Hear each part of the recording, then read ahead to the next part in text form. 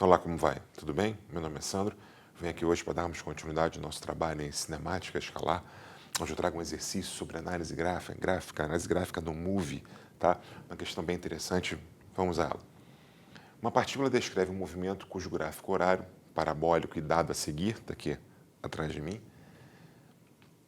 mostra que para t igual a 1 segundo, a sua posição S é máximo. S é máximo. Os valores de S são medidos a partir de um ponto O, origem da reta orientada sobre a qual a partícula movimenta-se. Aquela tradicional eixo, né, tem uma origem ali e ele está se movimentando nesse contexto. Tá? Então o perfil do gráfico é esse. Quer dizer, no instante 1, o valor da posição dele, o S, é máximo. Ou seja, no instante t igual a 0, eu tenho aqui a posição 15 metros, tá? E no instante t igual a 1, a posição 16, tá? Que é a posição máxima, quer dizer, o mais longe que ele pode ir nesse contexto, tá? Dentro dessa situação, ele vem com o comando da questão.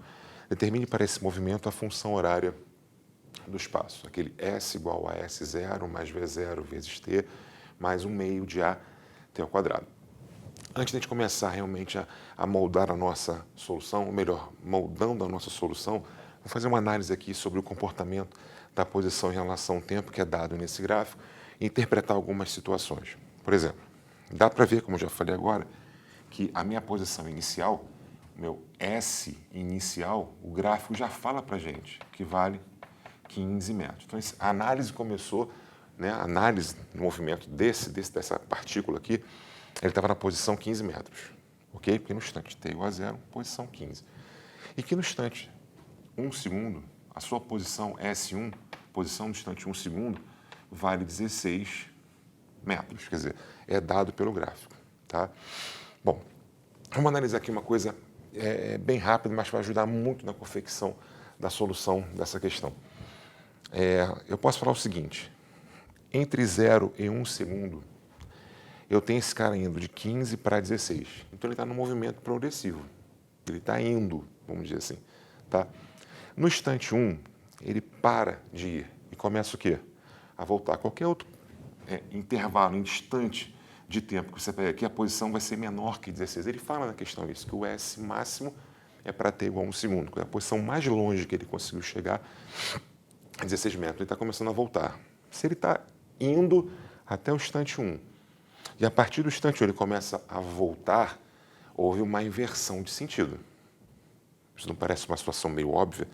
Então, na verdade, nesse instante 1, na posição 16 metros, houve uma inversão de sentido. Ele estava indo, deixou de ir para começar a voltar. Ele estava no movimento progressivo, passou a ser retrógrado.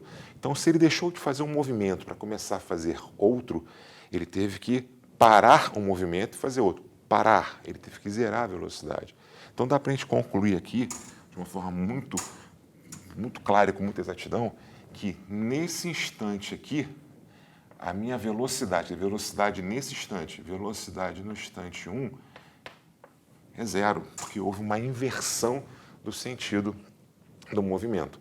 Então, em cima disso, eu vou fazer uma análise que vai me poupar muito tempo para confeccionar a solução dessa questão. Então, resumindo, eu sei que a distância máxima que ele vai, que é dita pela questão e concluída aqui, constatada também no gráfico, que no instante 1 ele está na posição máxima, o máximo que ele conseguiu chegar, indo no movimento progressivo, 16 metros. A partir dele ele começa a voltar.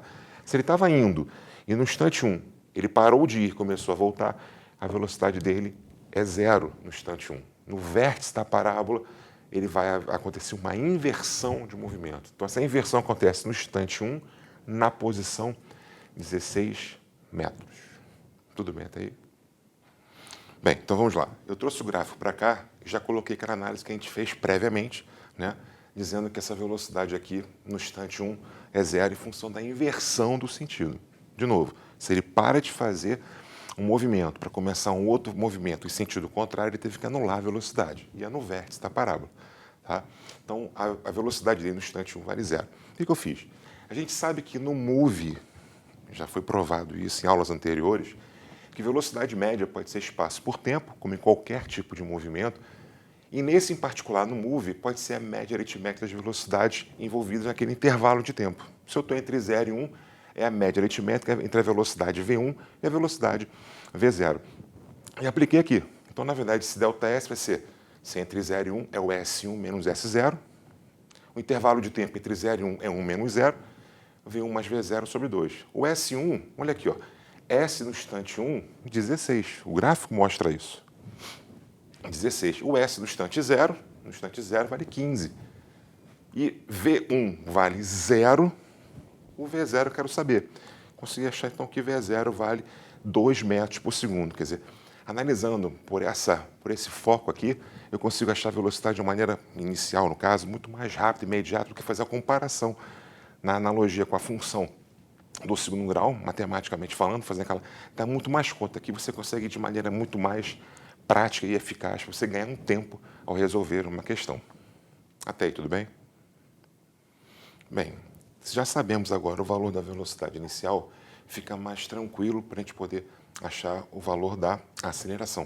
Foi o que eu fiz aqui. A gente sabe que essa função horária que existe para o move, né? E eu estou no intervalo entre 0 e 1. Então, V igual a V0 mais AT. O V0 é o mesmo sempre, não muda, é invariável. Então, eu vou fazer o seguinte, estou no intervalo de tempo entre 0 e 1, então vai ser V1 igual a V0 mais AT. O V1 é 0. O V0 a gente achou, 2 metros por segundo. A aceleração, vou saber, o intervalo de tempo é de 1 segundo. A gente acha que a aceleração vale menos de 2 metros por segundo ao quadrado, que vai ao encontro daquilo que a gente falou, né? Na função horária, quando a aceleração é negativa, que ela faz parte do coeficiente do tempo ao quadrado, na verdade, do termo ao quadrado, que no caso é o tempo ao quadrado, então a concavidade da parábola é para baixo, né? Então, isso aqui vai ao encontro, realmente, daquilo que a gente falou em aulas anteriores. Então, a concavidade dele está para baixo, a aceleração é negativa. Então, só falta agora finalizar aquilo que foi pedido, né? Que seria achar a minha função horária. Então, seria o seguinte, a minha função horária em termos gerais seria S é igual a S0 mais V0 vezes T mais 1 meio de AT ao quadrado. Substituindo os valores que nós temos, o S inicial a gente sabe que vale 15. O gráfico mostra isso para a gente, analisamos isso antes. A velocidade vale 2, nós já achamos ali, a velocidade inicial está aqui, mais 1 meio da minha aceleração, que é menos 2, vezes tempo ao quadrado. Finalizando isso aqui, para ficar uma situação mais sintética, ficaria 15 mais 2t menos t ao quadrado. Essa é a minha função horária que dá origem a esse perfil de gráfico, no caso, essa parábola do comportamento do espaço em função do tempo. Tudo bem? Bem, isso aqui foi só para a gente ter uma apresentação inicial de como seria uma análise interpretativa de um gráfico espaço-tempo, que é uma parábola. Vamos fazer alguns mais ainda pela frente, mas hoje a gente fica por aqui, ok? Um abraço, tudo de bom.